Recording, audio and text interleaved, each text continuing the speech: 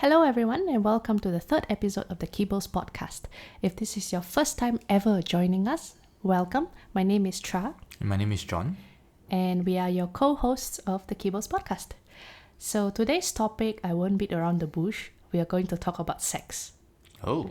Yes, and I feel the reason why we want to talk about this topic is that sex is something that is integral to everyone's life, but I feel it's not frequently discussed especially in the more traditional culture like in Asia or in Singapore. It's quite taboo, right? Exactly. So I think that's why I want to initiate this discussion, and hopefully two of us can share with you some information, maybe break some myths, and make you more knowledgeable around this topic. But just to highlight that we are in no way sex experts. Yep. Or, this is purely our opinions, and we are in no way, we respect whatever beliefs, religious or not, you have on sex, and we're not encouraging you to have sex or not have sex, but rather this is just open discussion on what sex is, right? The concepts of sex, and our opinions and thoughts. Yeah. And again, as I mentioned just now, we are hoping to bring a little bit more kind of factual discussion to this topic, which can get really sensitive and make a lot of people blush, but nevertheless very important. Okay, so let's just dive straight in. I think when it comes to sex, right, one concept that's getting tossed around a lot and discussed a lot is virginity. And I read up that the average age when people lose their virginity tends to be 18 years old, and in many countries it's even way earlier, right? So I think this is a very important concept that we need to discuss. So Jon, what do you think about this concept of virginity? What's your understanding of it? Well, I guess, firstly, the idea of virginity probably came far back in Asian times, customs, because the idea of virginity is about purity, chastity, kind of aligned with that, right? Sure. So but in itself, I guess virginity, people have different definitions of what virginity could be. I guess for some people it could be the physical act of intercourse. Right. After that, you're no longer a virgin. You lose your virginity. For some others, it could be different. It could be, you could have gone to first base or have, oral sex, or for instance, and you are no longer a virgin. Yeah. Yeah. Or I guess for some, if it is, you go to the technical definition of sex or virginity, then it's once you lose your hymen, then you're no longer a virgin. Yeah, I think speaking about hymen, right, it's a very, very interesting concept. It reminds me of a TED Talk that I saw. There was actually these two ladies who are medical expert on reproductive systems and sex. They gave an incredibly insightful TED Talk about hymen, just about hymen, right? So just to describe, many people think hymen as, imagine a hula hoop with a cling wrap all over it. So it's like a sealed kind of structure that gets broken, right? Reportedly during intercourse. Yeah, it's like the main idea I guess people have in their minds is like it's a membrane where you, after sex, you penetrate this membrane and you lose the membrane and you're no longer a virgin, right? Exactly. That's the common understanding. Yeah, and the truth is that's not true. So there's a lot of confusion, I would say, around hymens out there. So like you said, many people think the hymen, it totally covers the opening of a lady's vagina, right? And it's until it's stretched open either by intercourse or any other actions, but that's not usually the case. So most of the time, hymens naturally have a hole big enough for period blood to actually flow out. And that's how ladies have their menstrual cycle, right? So imagine if the hymen is completely sealed, there's no way you could have your normal period. So imagine it's not so much of a cling wrap over the hula hoop, but it's like a scrunch, and with many holes enough for the period blood to pass through.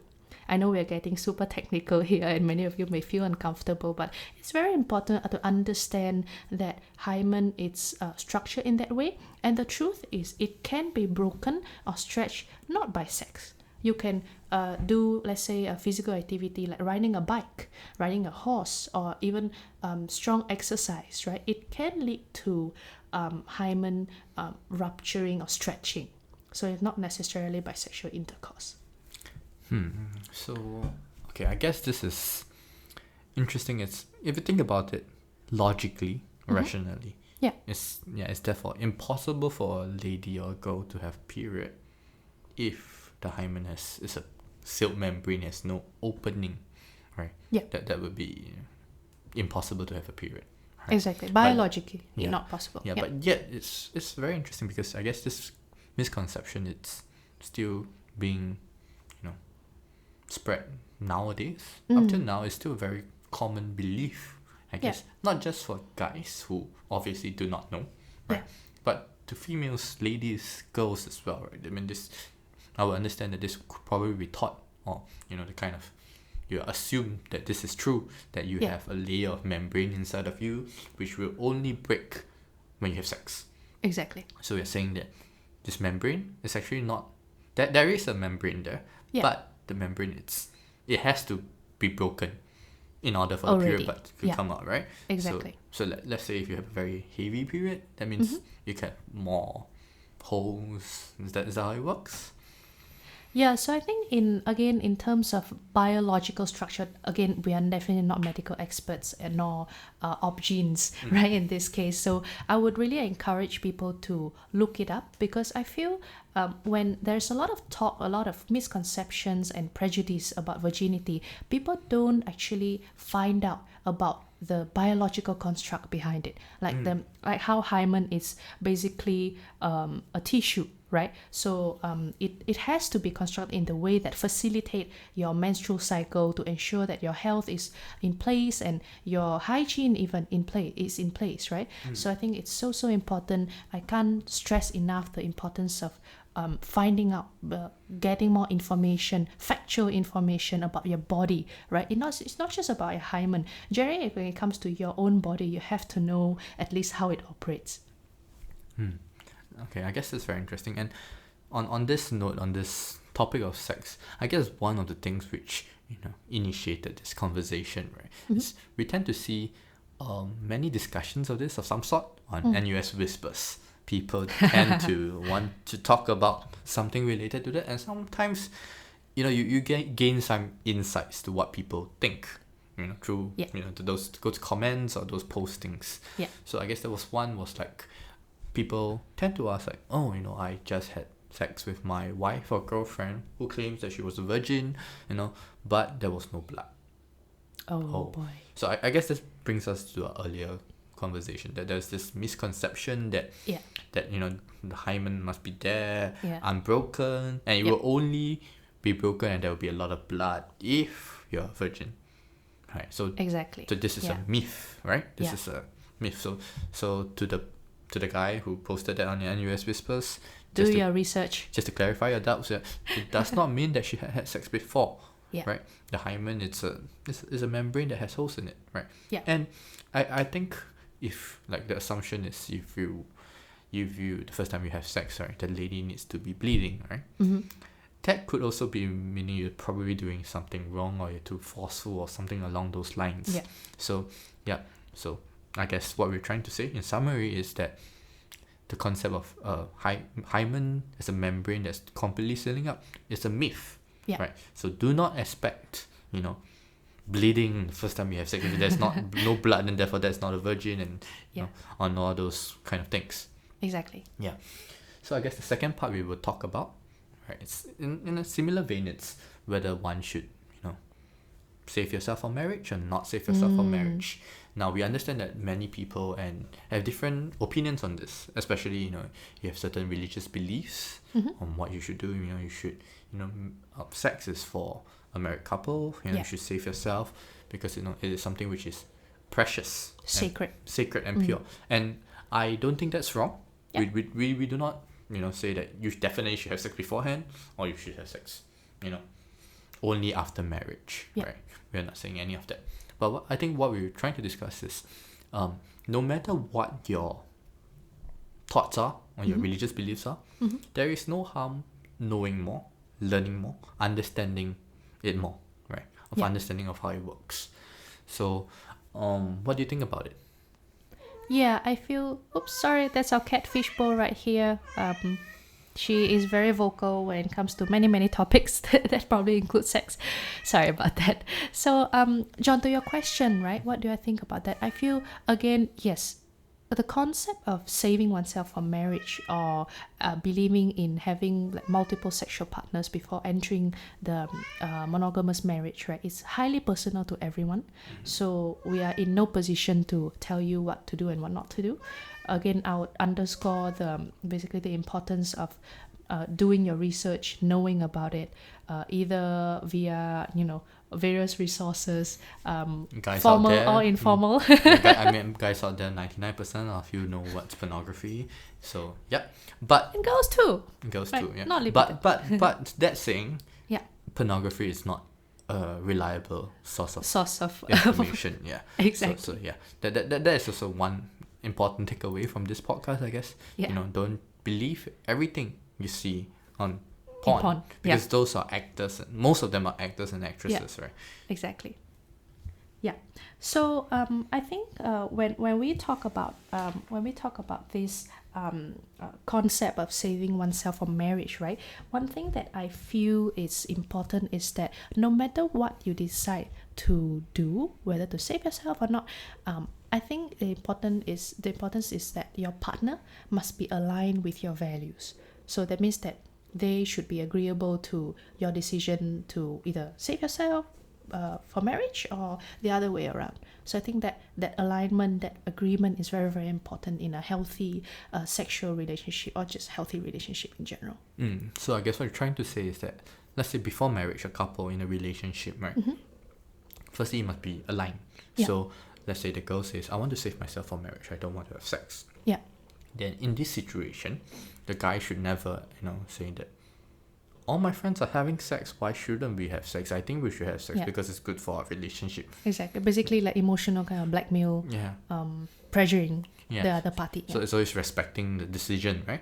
And I think it's important to highlight that conversely it's true as well, right? Yeah. People, especially when you're slightly older, I guess, you enter a relationship, and your partner could have been sexually active in previous relationships, right? Yeah. So it's also important to know that you shouldn't be too judgmental about it. It's like, oh, you had sex before me. Yeah. How could you? Yeah. But basically, probably that's the didn't. past, right? Yeah, it probably didn't know you then, right? So exactly. yeah.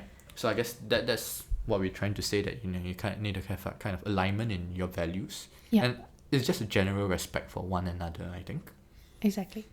And I think going back to the fact that the truth is people are entering sexual relationships earlier and earlier nowadays. More liberal culture. Like I read somewhere that in UK, I think the average age is 13, 14. Cool. So yeah, the teenagers are having sexual relationships, and that's, I would say, an unavoidable fact. And what we could do with that is, I guess what I'm leading at is sex education. Right, so let's talk a little bit about sex education in mainstream schools. How is it being done? Like, what can be improved? Because I feel, from my experience going through sexual education, I feel that it's there's a lot of teaching on the consequences of sex. Let's say teenage pregnancy, STDs, right? You name it. But I would say what's lacking though is the lack of teaching about the actual mechanics of sex, and more importantly, practicing safe sex.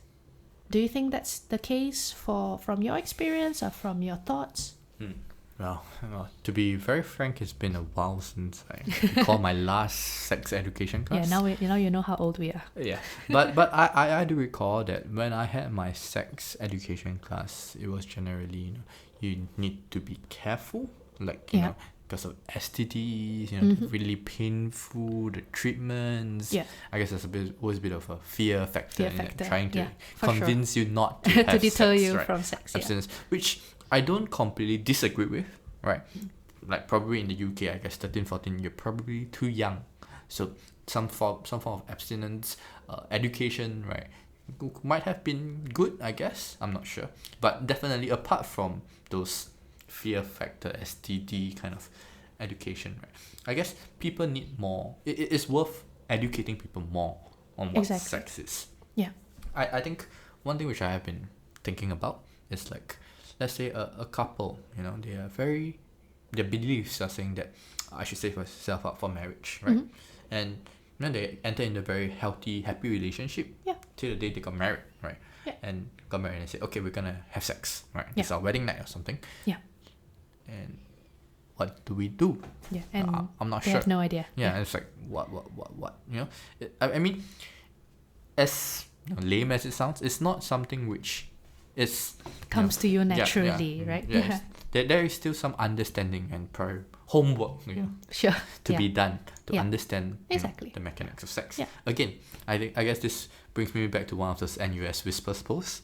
There was this guy in question who said, when we were in relationship, we had sex and it was always very good. But after we got married, she didn't really want to have sex anymore. The topic was along those lines. So that led me to thinking, right? So when you mentioned sex was really good, Was it good for you? Yes, I guess that's the thing. So just for you. If you do not know the mechanics of sex, okay? Let's say for a girl, right? You might not know how you're supposed to feel. How you're supposed to react, what your body supposed to feel. And for the guy, how you're supposed to please your partner, right? I guess for the guy it's like, okay, 9 out of 10 times it will be easy to feel good. Guys are simple, right? But it's also important to understand what feels good for you may not feel good for the lady, right? And if you watch a lot of porn, let's say, right, that's not real, right? Most of the time those are actors and actresses who show, it was so great, but those are not the things that you should be trying to emulate, right? So again, back to what we're trying to discuss is having an understanding of the mechanics of sex. So I think for the guy in the NUS Whispers post, it is one thing. Do your homework. I keep saying the that. homework we're trying to say is that it is important to ensure that when you are actually having sex, right? It is two-way, right? You need to, if you want to feel good, you need to make sure that your partner is feeling good as well. It's not like, it feels good, but it's just for me, right? Exactly. And then there's a need to understand how do you make your partner feel good, right? There's concepts of like foreplay, etc. To get in the mood. It's not just take your clothes off, boom, and yay. The end. And on ladies' part also, I think if let's say you're a bit more conservative, right, and this topic of sex is a bit taboo for you, you might be embarrassed to research, to study, what should I be feeling? And I think there was some research that shows that, I don't know, a big percentage of ladies don't achieve orgasms during sex, or they fake orgasms. And I guess it could, you perpetuate this, it's not supposed for me to feel good. It's more like I'm just supposed to be there, lying down. And when it's done, then I'll get pregnant and we'll have a baby. Right. That and I don't think that's a healthy or a good way to go. What do you think? I agree, because I'm bringing a little bit of the female empowerment angle over here, because as a lady, I think, again, I stand by the fact that you need to know your body when it comes to both physical and mental well-being. And by physical, it includes knowing what makes your body feel good, right? So I think exploring your body, doing research in private, you may feel a bit shy to talk about with other person, that's fine, but at least for your own sake, I think we deserve you deserve some knowledge about your own body, right? So to the ladies out there, I would really highly encourage you to go out there, look out for materials, resources, basically just know your body, right? Because that's your body. So that's my thought on it. And once again, I think I like to highlight the points. Whatever we say, many people would find this is like, it's common sense, right? But the truth is, especially in Asian cultures where these kind of things are taboo, right? What we're trying to say is that there is nothing stopping you from learning more, finding out more. We're not trying to say that you should have sex, right? No, but you should understand what sex is, how you're supposed to feel. And that reminds me, I remember during my JC, my teacher, I guess she was kind of going through a bit of sex ed with us. And she said like, your mating is very funny. But you know, some people have sex, then they find it very painful. Then they go to the doctor and say, oh, they're having sex wrong. You're putting it in the wrong place. Oh Things my like goodness. this. Okay. Yeah. So it's like you know, again, it may sound like a joke, but for those audiences who could be more serious enough to, there's nothing stopping you from learning more, reading more. Totally. And from a perspective of a guy, I'm speaking on behalf of a guy, it's like, you know, don't think for yourself, especially the NUS Whispers guy. It's not about you, right? It's not but our sex was good. But the question was it good only for you, right? Yeah, or for both of you. Yeah, is that why you're no longer having sex after you're getting married? And those are things to think about. And do you have any final words on the perspective of a lady? I totally agree with you, John. So I think just to wrap this up, I feel there are two main things that we want to leave our listeners with. So the first thing is, again, being knowledgeable, doing your homework, doing your research, regardless whether you choose to save yourself from marriage or choosing to enter a sexual relationship, is so important. So please do yourself a favor, go out there, find out, get equipped with enough knowledge about that. And the second point is, like you rightfully pointed out, just like a relationship, sex is about enjoyment between two individuals, you and your partner, right? So you feeling good is one thing, but is whether your partner is feeling great, that's also very important. So just those 2 points, remember that, and we hope this topic has been an interesting discussion for you. I know we can talk all day about this topic, so important, but we just barely scratching the surface right here, right? So go out there, do your research, and whatever you do, know what you're doing. Exactly. And for those who are, you know, we may want to practice sex now, also be aware of the consequences. So you know, think about practicing safe sex, etc. Yeah. So no matter what you do, get the knowledge, learn the information, and be aware of your actions, basically. That's right. And I would say probably this is one of the last episodes of this year, and can you believe it's the last episode of the decade? We're closing down a decade right here, so we want to wish our listeners Merry Christmas, Happy Holidays.